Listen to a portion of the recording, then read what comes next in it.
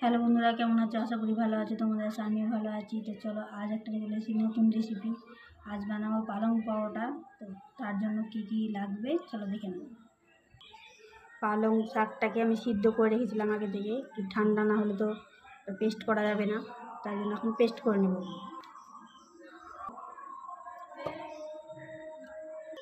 মিক্সিতে পেস্ট করে নেব।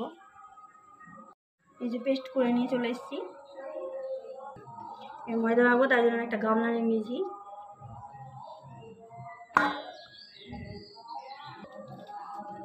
ময়দাগুলো ঢেলে দিয়েছি। এবারে আমি রুলি ময়দা নিয়েছি, করে নিয়ে এসেছি, ওটা দিয়ে দেবো।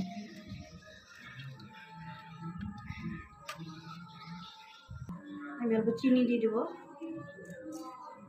আমি অল্প লবণ দিয়ে দেবো, ভালো করে মেখে নেব।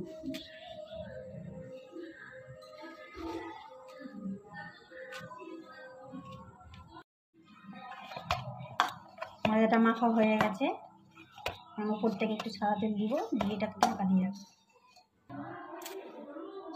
তাহলে ময়দাটা শুকাবে না।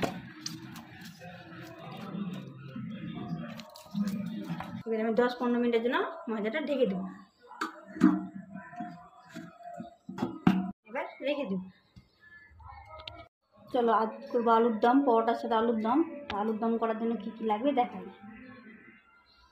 নিয়ে নিয়েছি গোটা জিরে, শুকনো লঙ্কা, দারচিনি, 2টা বড় এলাচ, তেজপাতা, আর নিয়েছি লবণ, হলুদ, টমেটো কুচি, ধনেপাতা কুচি, আর নিয়েছি সাদা তেল, আর নিয়েছি আলুটাকে আমি আগে থেকে সিদ্ধ করে রেখেছিলাম। নিয়ে নিয়েছি অল্প পরিমাণ জিরার গুঁড়ো, অল্প পরিমাণ আদার গুঁড়ো, আর কাশ্মীরি লাল লঙ্কার গুঁড়ো, আর নিয়েছি মগজ বাটা আর পোস্ত বাটা একসাথে বেটে নিয়েছি। এবার কড়াইটা বসিয়ে দিই। কড়াইটা গরম হয়ে গেছে, এখন আমি তেল দিয়ে দেবো। সাদা তেল দিয়ে তরকারি করবো।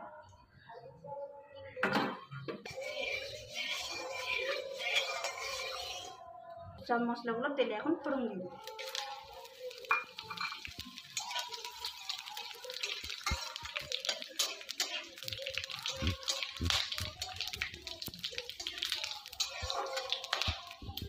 এখন আমি পোস্ত বাটা মগজ বাটাটা দিয়ে দেবো।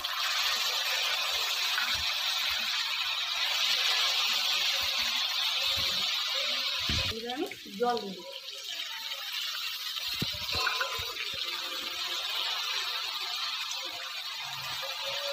আমি মশলাগুলো দিয়ে দেবো।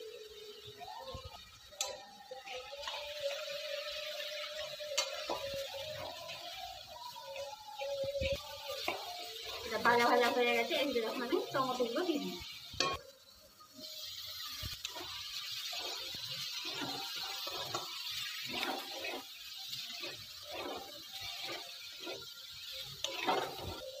আমি জল দিয়ে দিই, ভালো করে কষিয়ে নিই।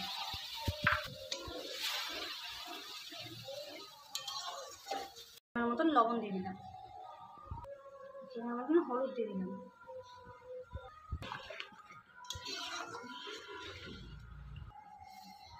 এবার ঢাকা দিয়ে দেবো, ঢাকা দিয়ে কষাবো। ঢাকনাটা উঠিয়ে দেবো, মশলাটা কষিয়ে দেবো। মশলাটা বেশ হয়ে এসছে, মশলাটাকে বেশ তেল ছেড়ে নিয়েছে।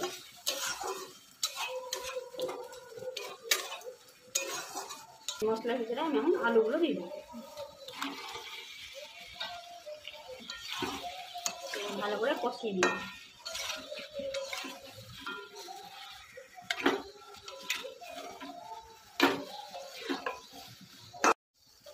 কষানো হয়ে গেছে, এখন আমি একটু গরম মশলা ছিটিয়ে দিচ্ছি। আমি এখন অল্প করে গরম মশলা ছিটিয়ে ভালো করে নেড়ে নেব। অল্প পরিমাণ জল দিয়ে দেব।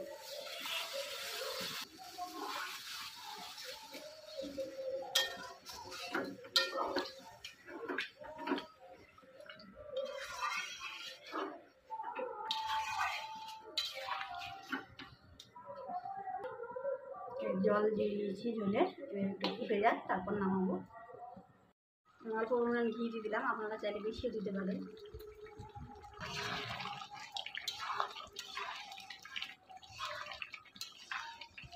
এটা হয়ে গেছে, এখন আমি নামাবো। তো তার আগে আমি ধনে পাতা দিব। ধনে পাতাগুলো দিয়ে দিলাম, এখন আমি নেড়ে নামিয়ে নেব।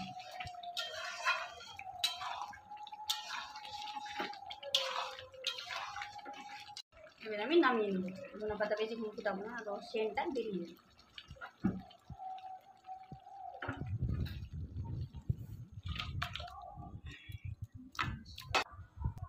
আলুর দম তৈরি। এখন আমি ময়দাটা মেখে রেখেছিলাম, তো ঢাকনা দিয়ে রেখেছিলাম, তো ঢাকনাটা আমি উঠিয়ে নিয়েছি। তো দেখো ময়দাটা কি সুন্দর হয়ে গেছে। এখন আমি লই কেটে বেলে নিই। লই কাটা হয়ে গেছে, তখন বেলে নেবো। তো দেখো কি সুন্দর সবুজ সবুজ হয়ে গেছে। আমি বেলে নিব, এভাবেই সবগুলো বেলে নিব। বেলা হয়ে গেছে।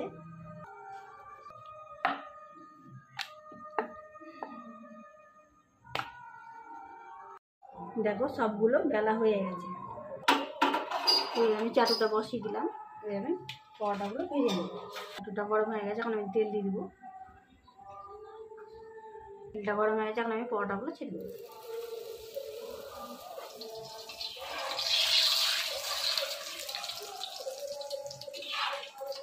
উল্টে দিই।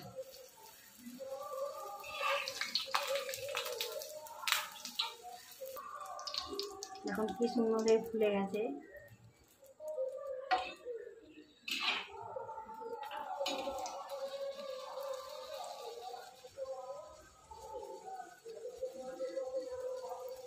সকালের জল খাওয়ার হিসাবেও খাওয়া যাবে। আর বাচ্চাদেরকে যদি ভাবেন টিফিন দিব, টিফিনও দেওয়া যাবে।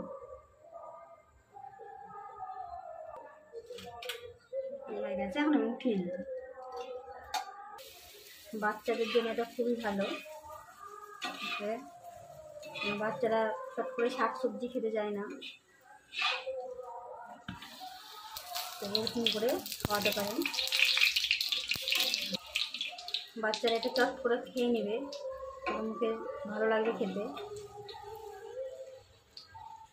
এভাবেই আমি সবগুলো ভেজে নিই। সবগুলো পরোটা ভাজা হয়ে গেছে, এখন আমি আমার ছেলেকে খেতে দিয়ে দেবো। আমি আমার ছেলেকে খেতে দিলাম, খেয়ে বলতে কেমন হয়েছে। মা করেছে পালং পরোটা, আর করেছে আলুর দম। খেয়ে দেখি কেমন হয়েছে।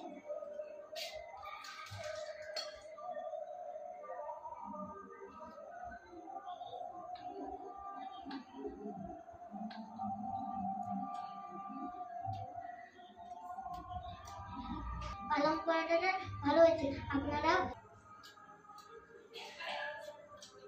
পালং পরোটা খেতে সুন্দর হয়েছে, আপনারা বাড়িতে ট্রাই করে দেখবেন, খেতে ভালো লাগে। আর এই ভিডিওটা কেমন হয়েছে অবশ্যই কমেন্টে জানাবেন। ভালো লাগলে লাইক শেয়ার এবং কমেন্ট করে জানাবেন। আমাদের ভিডিওটা যদি দেখতে চান তাহলে ইনস্টাগ্রামে আর ফেসবুকে সার্চ করবেন, আর ইউটিউবে আর ইনস্টাগ্রামে পাবেন মামুনি কিচেন ফ্যামিলি ব্লগ নামে সার্চ করবেন। বন্ধুরা, ভিডিওটা আমি এখানে শেষ করলাম। বাই। আপনারা ভালো থাকবেন।